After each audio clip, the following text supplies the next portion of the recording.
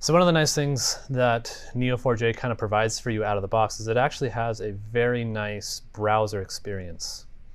And I should say that in the Postgres section, we could have gone over pgadmin. That's a very compatible project with Postgres where you can have like a nice browser experience.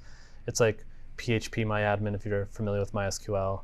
I think MongoDB has an open source project similar as well. The nice thing about Neo4j is it's actually built directly into Neo4j. So I want you to just open your browser and I want you to go to localhost 7474, like that. And you should end up in this Neo4j browser. We set no authentication, so you should be able to just say connect and it should just work. And you get this like really cool kind of database explorer. The thing I want to call it here at the top, this is actually a query section. So if I say match n return n, like that, it'll actually run this query here, and it gives us a nice little like visual explorer here. What is this one? Oh, this is our little sad Michael Sarah that I wasn't able to connect to this. So this actually returned to us our entire graph here that we've created with Scott Pilgrim versus the world. And it's got, you know, kind of fun, and you can move it around. You can click on it and you know, expand or hide the child relationships. There's a bunch of cool stuff like that you can do with this. Anyway, dismiss it. That's fun. You can also get this in a table, right? So this is the table layout of what we returned here, or text or code. There's a bunch of stuff that you can do of various different ways you can look at this. But we'll be using this little box here at the top. It's kind of hard to see, that's why I call it out. But all of your queries will run here, and then it just adds a new kind of card here and it pushes the rest down. Here on the side, you can kind of get like a database explorer. It'll tell you that we have 9 nodes in our database. We have 7 relationships. We have movies and persons. We have acted in and directed relationships. And here's some also properties. So if I click on this, it'll show me all of the nodes with names in them. It's a nice little way to kind of explore your database. Okay, so one of the cool things about this is it actually has a bunch of different sample databases, and we're going to use one of these. So I'm going to say :play movies, and it's going to drop down this little kind of tutorial thing. So do that, and this is fun to follow. You can do this as well. If you click over here, it'll have this big query here. I want you to click on the query here, and it's going to populate all of that up here. This is a very long query that's going to create a lot of movies and actors and actresses in our database. So if I do that, and then I click play here, it's going to return to us here. Here's all the movies that Tom Hanks, for example, has starred in, as well as people that have, you know, acted with Tom Hanks and directed in these various different capacities.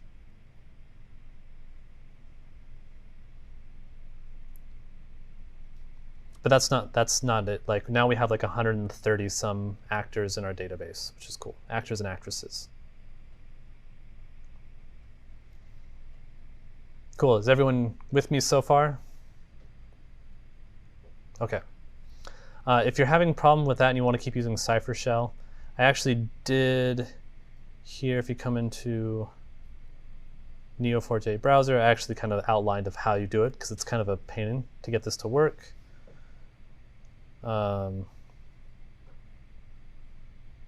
Yeah, here's a link right here. If you click this link down here at the bottom of the course website, it'll give you just that whole query so that you can copy and paste into Cypher Shell and everything will just work just fine. Okay, so now we have a movie database full of actors and actresses and directors, and we can start querying that with fun different kind of queries. So let's keep doing this in the browser here. You can do these queries either in the browser or in the Cypher Shell. Both of those work just fine for me. The Cypher Shell just tends to be a little bit prettier, or sorry, the other way around. The browser ends up being a little bit prettier. So let's do that.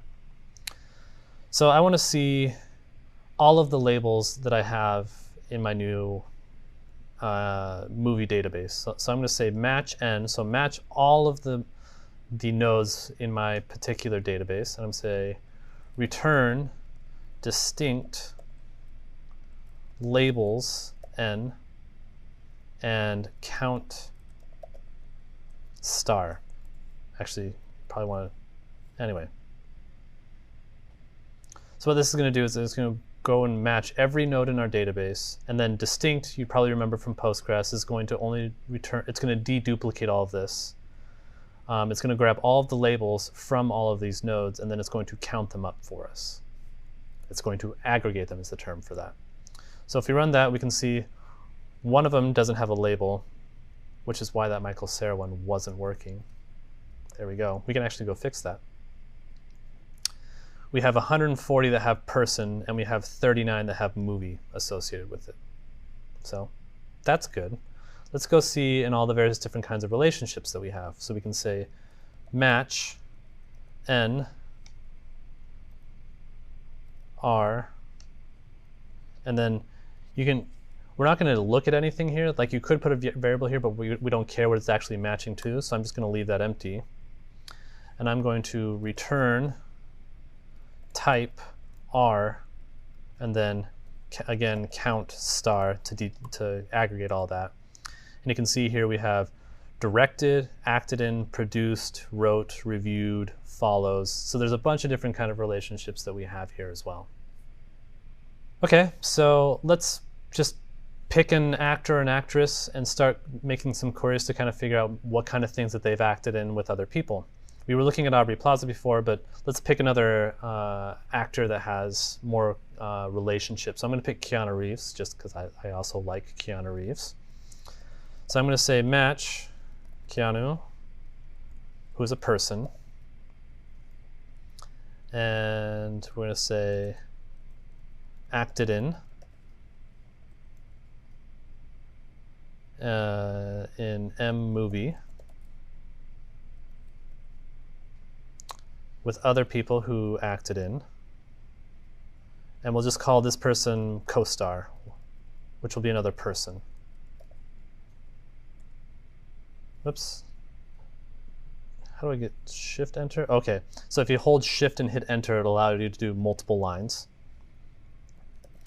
where Keanu's name is, in fact, Keanu Reeves. You got some nice auto completion here. So I'm going to say Keanu.name equals Keanu Reeves. Return distinct co-star.name. It's because we're doing distinct, right? Because Keanu Reeves has been, for example, Keanu Reeves was in all three matrices. Keanu Reeves was in all three Matrix films. Let's go with that. So that means that, for example, Carrie-Anne Moss was in 3 different distinct films. So let's find out who was in the most films with Keanu Reeves. So we'll do a count star here as well. And then we'll order by count star, count star, descending. And then after that, let's alphabetize. So then you'll say co-star.name. So if we do this, we'll get a, now you have to click play up here. Dismiss this little thing here as well. We're going to get Carrie-Anne Moss, Hugo Weaving, and Lawrence Fishburne, no surprise, Matrix. We're in 3 different films with Keanu Reeves, and then a bunch of these other people were just in 1 film with Keanu Reeves. Because we just returned co-star.name, it's just going to give us exactly what we asked for. But what's pretty cool here, instead of doing all this aggregation, what we can do, I'm going to just delete all this order by and just return co-star by itself and not distinct. So to make this a little bit simpler, we're going to return the entire node. And if we do that in the browser's like, oh, cool, I can show you a visualization of this. So if I click play now, we're going to get a nice little graph here. Now, we didn't return the relationships. If we return the relationships, it'll actually make this even prettier for us. So if I click that, and I say return let's say we'll call this one A and return B, and we return co-star and A and B. Now we get like a nice correlation. We should. Oh, we also need the movie as well, obviously. And M. Now, here we go. Now you can see all these films that were in Keanu Reeves, they're disconnected. And so what's the central node that we're missing here? Keanu Reeves himself, right? So we also have to return Keanu.